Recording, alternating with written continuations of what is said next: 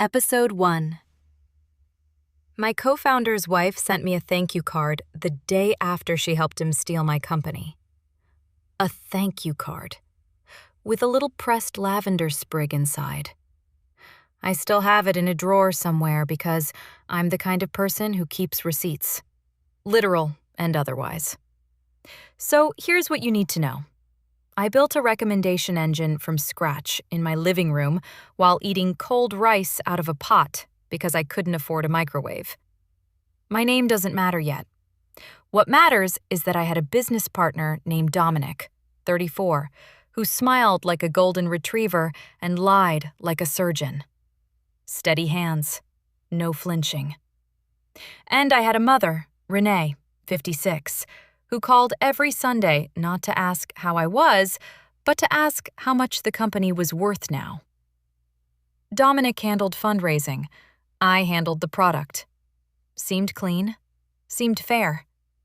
Until I noticed our cap table had been restructured in April without a single notification to my inbox. Funny how that works. One document, one signature I never gave. And suddenly, I owned 11% of something I built from nothing. Who authorized that change? Why was my equity diluted through a clause I never agreed to? And why did Dominic's wife, Margot, sweet Margot, 31, keep showing up at our office with coffee and a laptop she never opened? Follow for more sweet revenge. Episode 2. So I did what any rational person does when they realize they've been financially gutted. I went quiet. Dead quiet. The kind of silence that makes people nervous. Dominic started texting me more, checking in, asking if I was okay.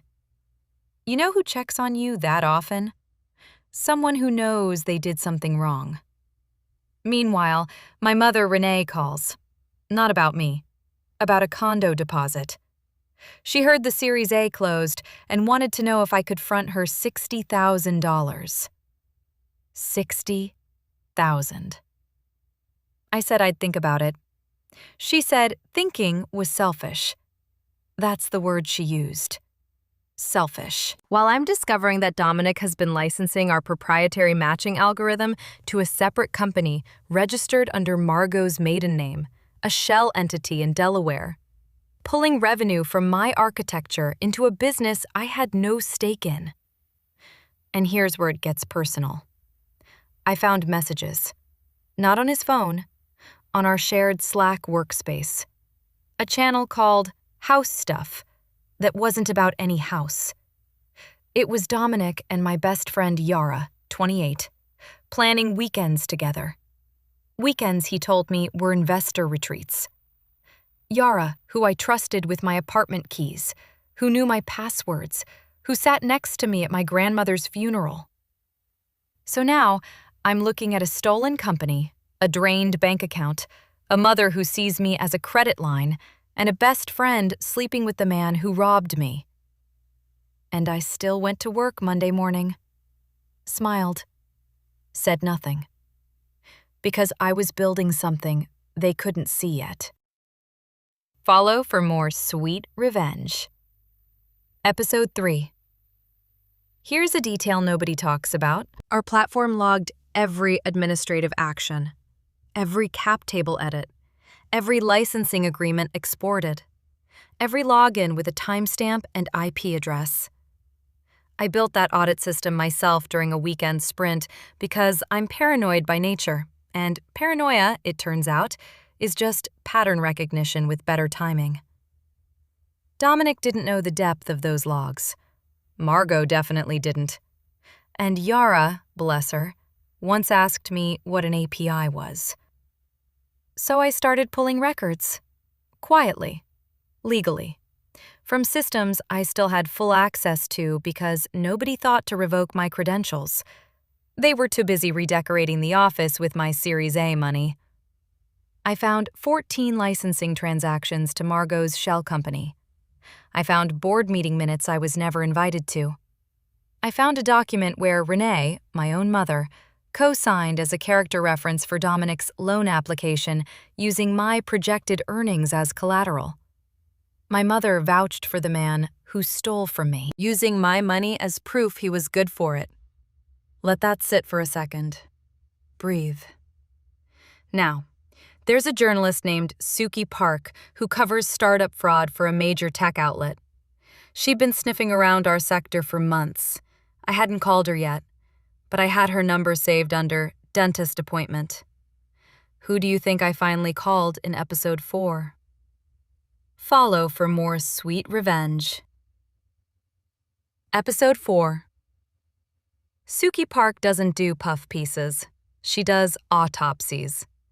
I handed her everything: audit logs, licensing records, the forged cap table revision, Renee's co-signed loan document.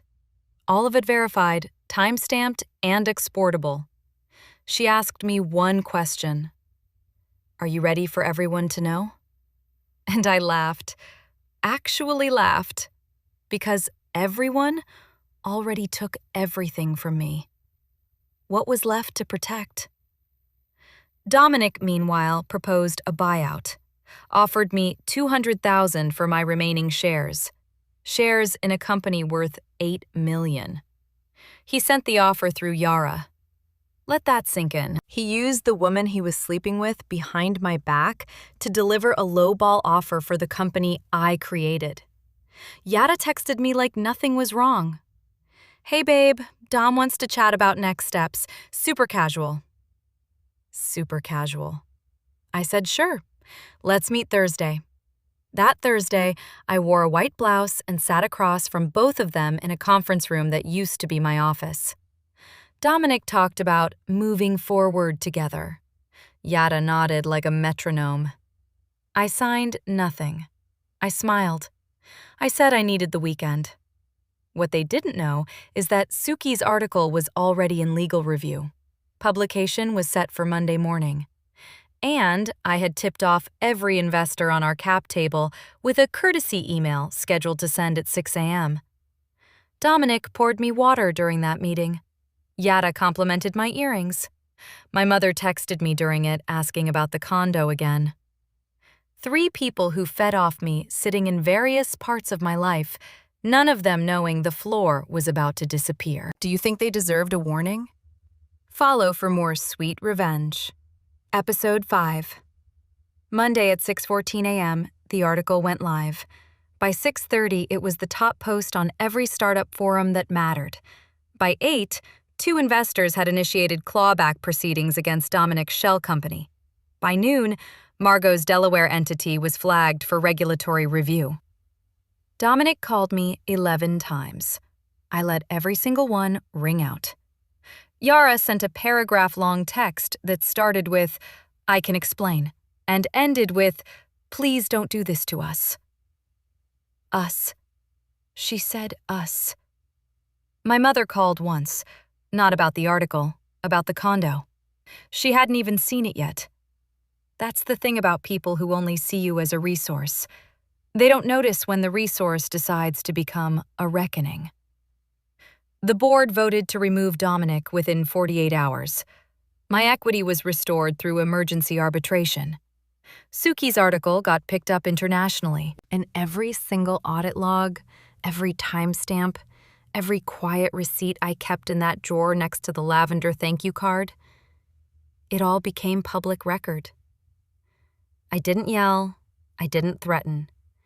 I just built a system that told the truth. And then I let the truth do what it does. Dominic lost the company. Margot lost the shell. Yara lost every mutual friend we ever shared. My mother still hasn't mentioned the article. I don't think she's read it. She called yesterday asking about Thanksgiving. Now here's what I haven't told you. There's a second shell company, one I found in the logs that doesn't connect to Margot or Dominic. It connects to someone I haven't named yet, someone closer than any of them. And I'm still deciding what to do about it. Was any of this justified? Was it too far? Or was it not far enough? Follow for more sweet revenge.